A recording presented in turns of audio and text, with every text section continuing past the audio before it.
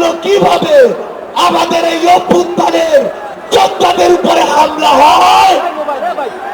আমরা প্রশাসনকে, পুলিশকে স্পষ্টভাবে বলতে চাই, পুরো বাংলাদেশে আমাদের এই যোদ্ধাদের, ফ্যাসিস্ট বিরোধী আন্দোলনকারীদের নিরাপত্তা যদি না দিতে পারেন, তাহলে ওই চেয়ারে কোনো আইন শৃঙ্খলা রক্ষাকারী বাহিনীর বসে থাকার কোনো অধিকার নেই।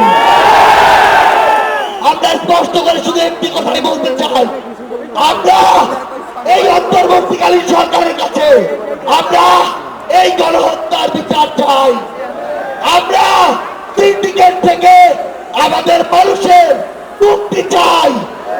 আমরা পাচারকৃত অর্থ ফেরত চাই। আমরা দ্রব্যমূল্য নিয়ন্ত্রণ করে মানুষের স্বস্তি চাই। আমরা আহত যোদ্ধাদের সুচিকিৎসা চাই। পরিশেষে শুধু একটি কথাই বলবো, যে শব্দ নিয়ে এত মানুষ রক্ত দিয়েছে, এত মানুষ জীবন দিয়েছে, যে কেউ সেই সচিবালয়ে বসে হোক, পুলিশে বসে হোক, অন্য কোথাও বসে হোক, যদি সেই শব্দের সাথে, স্পিরিটের সাথে বিন্দুমাত্র বিশ্বাসঘাতকতা করার চেষ্টা করে, তাকে সমূলে উৎপাদিত করতে হবে।